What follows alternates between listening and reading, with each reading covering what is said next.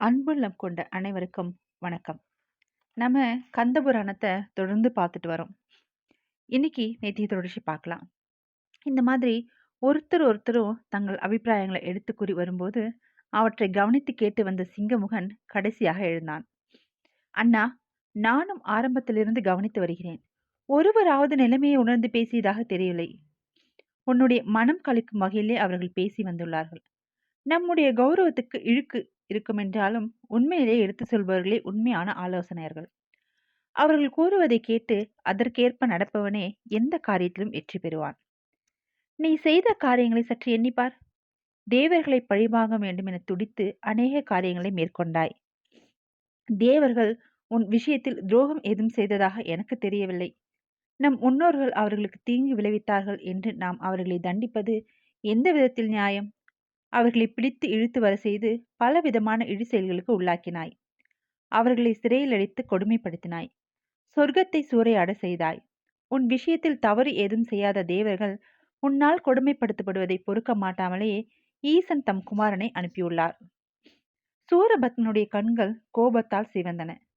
சிங்கமுகா என்று அண்டம் அதிர கத்தினான். என்ன வார்த்தை பேசுகிறாய்? உன்னுடைய பராக்கிரமத்தை பற்றி நான் எவ்வளோ நினைத்து மகிழ்ந்திருந்தேனே. இன்று முதல் நீ பேடியானாய் என்று ஏளனமாக கேட்டான். என்று முதல் நீ பேடியானாய் என்று ஏளனமாக கேட்டான். சகோதரனுடைய வார்த்தைகள் கோபத்தை உண்டாக்கினாலும் மனதை கட்டுப்படுத்தி கொண்ட சிங்கமுகன் மேலே பேசலானான். அண்ணா, என் வீரத்தில் களங்கம் கண்டுவிட்டாயா? அவ்வாறு நினைக்காதே. யாரை கண்டும் எனக்கு பயமில்லை. உண்மை நிலையை நான் கூறுகிறேன். இப்போதும் காலம் கடந்து விடவில்லை. தேவர்களை விடுவித்து ஆறுமுகன் இருப்பிடம் அனுப்பிவிடு. அவன் வந்த வழியே திரும்பி கைலைக்கு சென்று விடுவான். நம்முடைய குலமும் அழிவிலிருந்து தப்பும். உடைவாளை உருவிக்கொண்டு சரால் என்று எழுந்த சூரபத்மன் அடுத்த கணம் தன்னுடைய கோபத்தை அடக்கி கொண்டு சிங்காதனத்திலே அமர்ந்தான். அவனிடமிருந்து புறப்பட்ட ஒவ்வொரு வார்த்தையும் அவன் உள்குமரலை எடுத்து காட்டியது. தம்பி, உன் பேச்சு என்னை தலைகுனிய வைக்கிறது. கிரௌஞ்சமும் தாரகனும் அழிந்தது கண்டு உனக்கு பயம் வந்துவிட்டது போலும். என் சக்தி அன்றி பிறர் உன்னை கொல்ல மாட்டார்கள் என்று இறைவன் எனக்கு அளித்த வரத்தை மறந்துவிட்டாயோ? தாரகன் அத்தகைய வரம் பெறவில்லை. ஆகையால் அவன் அழிய நேர்ந்தது. பச்சிலம் பாலகனால் நமக்கு ஆபத்து விளையும் என்று நீ கூறுவது ஆச்சரியமாக இருக்கிறது. கண் இல்லாத குருடன் சூரியனை பார்த்து பழம் என்று காட்ட கையில்லாத முடவன் அதை பிடிக்க போனான் என்பது போல் இருக்கிறது உன் கூற்று. என்னுடன் பிறந்ததால் உன் வார்த்தைகளை வேதனுடன் பொறுத்து கொண்டேன். சகாதனுடைய கோபத்துக்காக சிங்கமுகன் தன் போக்கை மாற்றிக்கொள்ளவில்லை. மீண்டும் அவனுக்கு அறிவுரைகள் கூறினான். அண்ணா, நான் சொல்வதை கேட்கும்போது உனக்கு கோபம் வருவது இயற்கையே. இதுவரை எல்லோரும் உன் மனதுக்கு திருப்தி ஏற்படும்படியாக பேசி வந்துள்ளனர். ஈசன் உனக்கு அருளிய வரங்கள் நீண்ட காலம் நீ பேரும் புகழும் பெற்று வாழ வேண்டும் என்பதற்காகவே. தேவர்களுக்கு கொடுமைகள் புரிந்து அதர்ம வழியில் செல்வதற்காக அந்த வரங்கள் தரப்படவில்லை. தேவர்களுக்கு நீ செய்த கொடுமைகளை தாளாத ஈசன் தம்முடைய நெற்றி கண்ணிலிருந்து ஒரு பாலகனை தோற்றுவித்து உன் அழிவுக்கு முடிவு காணும்படி அனுப்பியுள்ளார். ஈசனுடைய நெற்றி கண்ணிலிருந்து உதித்த சிவகுமாரனை குழந்தை என்று எண்ணாதே. ஈசனே அவ்வாறு வந்திருப்பதாக எண்ணு. அவருடைய சக்தியை தான் குழந்தையாக உருமாறி வந்திருக்கிறது.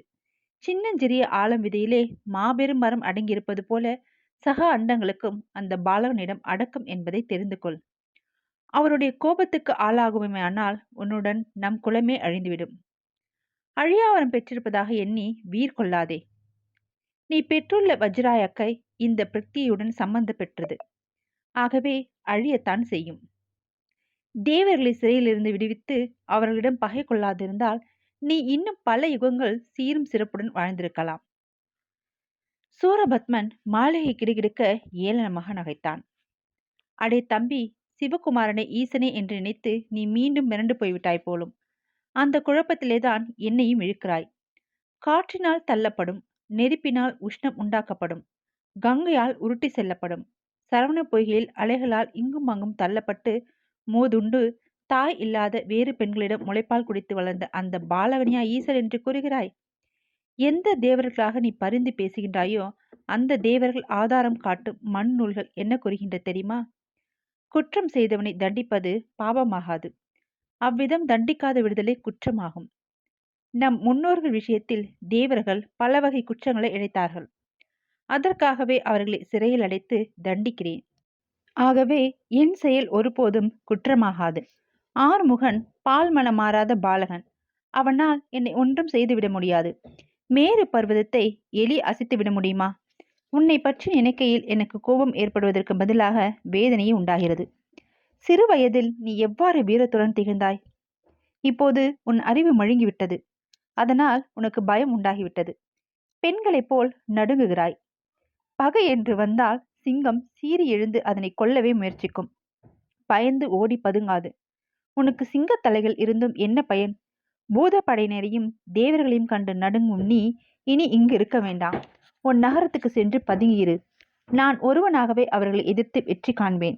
என் ஆணையை மீறிய தேவர்களை ஒருவர் பாக்கி இல்லாது சிறையில் அடைப்பேன் என்று சினத்துடன் கூறினான். சூரபத்மன் கூறி வந்த ஏளனம் நிறைந்த வார்த்தைகள் சிங்கமுகனுடைய மனதிலே வேதனையை உண்டாக்கின. அப்போதும் அவன் சகோதரனுடைய மூடத்தன்மையை எண்ணி வருத்தமுற்றான். உண்மை நிலையை ஆற அமர சிந்தித்து பார்க்காது பேசுகிறான் சூரன். ஆத்திரம் இவன் கண்களை மறைக்கிறது. அதற்கேற்ப அமைச்சர்களும் இவன் கோபத்தை கிளறுவது போல் பேசுகின்றனர். அவ்விதம் இருக்க எவ்வளவுதான் அறிவுரை கூறினாலும் அதை கேட்கப் போவதில்லை. ஈசன் இவனுக்கு அருளிய ஆயுட்காலம் முடிவடையும் தருவாயில் வந்துவிட்டது. அதனால்தான் இவன் இவ்வாறெல்லாம் பேசுகிறான். ஆறுமுக பெருமானுடைய வேற்றுப்படை இவனையும் இங்குள்ளோரையும் இமைப்பொழுதில் அழித்துவிடப் போகிறது. இவன் அழிவதை நாம் பார்த்து கொண்டிருக்க முடியாது.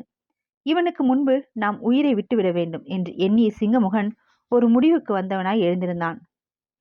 அண்ணா, என்னை மன்னித்து விடு. உண்மையில் நான் தான் அறிவில்லாமல் பேசியிருக்கிறேன் என்பதை பொறுத்து அருள வேண்டும். சிறியோர் செய்த பிழைகளை பெரியோர் பொறுப்பது இயல்பன்றோ? எனக்கு அனுமதி கொடு. நான் யுத்தத்துக்கு புறப்படுகிறேன். நான் பகைவர்களை நாசம் செய்து வெற்றியுடன் திரும்புவேன் என்றான். அந்த வார்த்தைகள் கேட்ட சூரபத்மன் சந்தோஷம் கொண்டான். தம்பி தம்பி இந்த வார்த்தைகளை கேட்கும்போது என் மனதிலே எத்தகைய சந்தோஷம் ஏற்படுகிறது. உன் வீரம் மழுங்கிவிடவில்லை. என் மனநிலையை சோதித்து பார்க்கவே அவ்வாறெல்லாம் பேசினாய் என்றே நினைக்கிறேன். இன்று பகலில் நிகழ்ந்த சம்பவங்களால் நான் மனமிடிந்து போய்விடுவோனோ என்று பயந்த நீ என் உள்ளத்தை வீறு கொண்டு எழு செய்வதற்காக அவ்வாறெல்லாம் பேசினாய். தம்பி, நீயும் பானுகோபன் முதலான பிள்ளைகளும் தர்மகோபன் முதலான அமைச்சர்களும் மற்றும் படைத்தலைவர்களும் இருக்கையில் எனக்கென்ன குறை? பகைவர்களை நாம் அழித்து வெற்றி வாகை சூடுவோம் என்பதில் எனக்கு ஐயமில்லை என்று பலவாறு கொண்டாடினான். பின்னர் ஒவ்வொருவரையும் யுத்தத்துக்கு ஆயத்தமான நிலையில் இருக்குமாறு பகைவர் வருகையை அறிந்ததும் அவர்களை தடுத்து அழிக்கலாம் என்று தெரிவித்தான். சபை கலைந்தது. படைத்தலைவர்கள் சூரனை வணங்கி விடைபெற்று தங்கள் இருப்பிடம் திரும்பினர். சிங்கமுகன் சகோதரனை வணங்கி, அண்ணா, எதிரி வந்ததும் எனக்கு செய்தி அனுப்பு. நான் அவனுடன் மோதுகிறேன். நீ யுத்தத்துக்கு போக வேண்டிய அவசியமில்லை என்று சொல்லி விடைபெற்று தன்னுடைய பட்டணமான அசுரபுரிக்கு அண்ணா, எதிரி வந்ததும் எனக்கு செய்தி அனுப்பு. நான் அவனுடன் மோதுகிறேன். நீ யுத்தத்துக்கு போக வேண்டிய அவசியமில்லை என்று சொல்லி விடைபெற்று தன்னுடைய பட்டணமான அசுரபுரிக்கு திரும்பினான். பொழுது புலர்ந்தது. கதிரவன் உதயத்தால் கனத்த இருளும் மறைந்தது. தேவர்கள் புதிய உற்சாகத்துடனும் நம்பிக்கையுடனும் எழுந்தனர். பூதப்படைகள் அணிவகுத்து புறப்பட தயாராக இருந்தன. அனைவரும் முருக பெருமானுடைய உத்தரவுக்காக காத்திருந்தனர். வேலவன் வீரபாகுதேவரை அழைத்தார். எல்லையற்ற பாவங்களை புரிந்த சூரபத்மன் நாம் அளித்த சந்தர்ப்பத்தை உதறிவிட்டான். அவனும் அவனுடைய கூட்டத்தாரும் அழியவும் தேவர்கள் துன்பம் நீங்கவும் நாம் வீர மகேந்திரபுரி புறப்படுவோம். தேரை விரைவிலேயே ஆயத்தம் செய் என்றார். தேவர்கள் மகிழ்ச்சியால் ஆரவாரம் செய்தனர். வீரபாகுதேவர் மனவேகம் எனப்படும் அற்புத தேரை பாகனுடன் கொண்டு வந்து சண்முகம் முன்பு நிறுத்தினார். வாயுவிலால் செலுத்தப்படும் அந்த தேரில் குமாரப்பெருமான் ஏறி அமர்ந்தபோது 8 திசைகளும் கிடுகிடுக்கென வாத்தியங்கள் ஒலித்தன. தேவர்கள் வேத வாக்கியங்களால் சிவகுமாரனை துதித்தார்கள். புறப்படுங்கள் என்று முருகன் திருவாய் மலர்ந்ததும் தேவர்கள் தங்கள் வாகனங்களில் ஏறி புறப்பட்டார்கள். விஷ்ணு கருடன் மீதும் ஆரோகணித்து வந்தார். நான்முகன் அன்னத்தின் மீது வந்தார். இந்திரன் ஐராவதத்தின் மீது ஏறி புறப்பட்டான். வீரபாகுதேவரும் அவருடைய சகோதரர்களும் தங்களுடைய தேர்களில் ஏறி வந்தனர். சுப்பிரன், மேகமாலி, சுபேதசீருடன், கபாலி, அபிரசித்து, சித்தாங்கன், காவலன், தாளன், வஜ்ரன், வீமன், உக்கிரன், உக்கிரேசன், பிப்பலன், நந்திசேனன், பிரம்மசேனன், பதுமன், காரலன், தண்டன், பத்திரன், பரிகநேமி, உதவகன், புஷ்பதந்தன், ருத்ராசாரன், வீரன், அதிசயன், கேதுமாலி, வக்கிரன், பிரம்மகேசன், அதிபதி, கலிங்கன், கோரன், அச்சுதன், அசலன், சாந்தன், சித்திரசேனன், பூரி, சுசிலன், மாசையன், சிங்கசன், உத்திரன், அடங்கபேரோன், உபதிரன், அயன், ஈசன், மத்தகன், மதங்கன், சண்டி, மகாபலன், ஸ்வேதன், நீலபத்ரன், சுவாகு,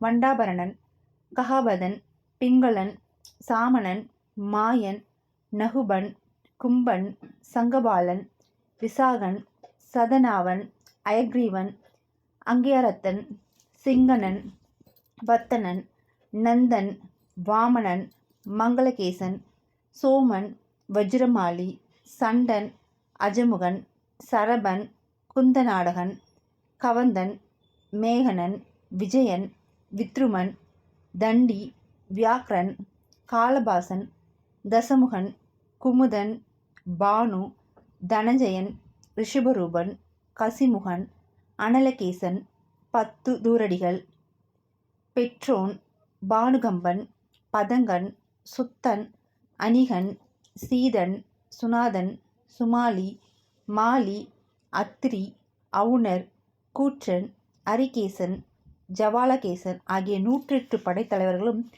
படைகளை அணிவகுத்து புறப்பட்டனர். படைகளின் முன்னிலையில் சிலர் கொடிகளை தாங்கி சென்றனர். மற்றும் பலர் பல வகையான வாத்தியங்களை கொண்டு வீரமுழக்கம் செய்தனர்.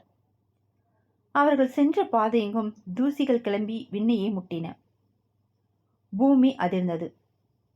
அந்த பாரத்தை அண்டங்களை தாங்கி நின்ற ஆதிசேஷனும் உணர்ந்தான்.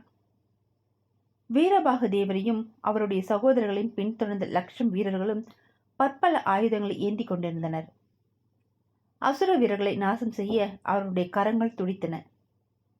அசுரர்கள் எங்கே, மகேந்திர பட்டணம் எங்கே என்று நாற்புறமும் பார்த்து கொண்டு சென்றனர். பூமியிலிருந்து புறப்பட்ட புழுதி அனைத்தும் கடலிலே இறங்கிய போது அதன் நீர் அவர்களுக்கு கணுக்கால் அளவே இருந்தது. அவர்கள் நடந்து சென்றதால் எங்கும் சேராகியது. மீன் முதலான பிராணிகள் அச்சேற்றிலே அழிந்தி சாகாமல் இருக்க அப்பால் போய்விட்டன. பூத படையினர் கடலின் வழியாக நடந்து வருகையில் முருகப்பெருமான் தேவர்களுடன் தேரில் ஏறி விண்வழியே வந்தார். அவர்கள் விரைவிலேயே இலங்கையை கடந்து மகேந்திரபுரியை நெருங்கினர். விஷ்ணு, நான்முகன், இந்திரன் மூவரும் முருகப்பெருமானை நெருங்கி, ஐயனே, நாம் அசுர பட்டணத்தை நெருங்கிவிட்டோம். நாம் அவர்கள் இருக்கும் இடம் நேரடியாக செல்லுதல் முறையன்று. ஆகவே பட்டணத்தின் எல்லையிலே பாசறை அமைத்து தங்கி மேற்கொண்ட நடக்க வேண்டிய காரியங்களை கவனிப்போம் என்று தெரிவித்தனர். வடிவேலன் அக்கோரிக்கையை ஏற்று வேதச்சிச்சனை அழைத்து பாசறை ஒன்றை அமைக்குமாறு சொன்னார். விஸ்வகர்மா எம்பெருமானுடைய திருவடிகளை வணங்கி அவர் ஆசி பெற்று மகேந்திரபுரியின் வடக்கே அசுரப்பட்டணத்துக்கு மேலாக ஒரு அழகிய பாசறை நிர்மாணித்தான். அதற்கு ஹேமகூடம் என்று பெயரிடப்பட்டது. கந்தவேல் ரதத்தை விட்டு இறங்கி பூத சேனைகளுடன் அந்நகரில் நுழைந்து தமக்கென அமைக்கப்பட்ட இடத்தை அடைந்தார்.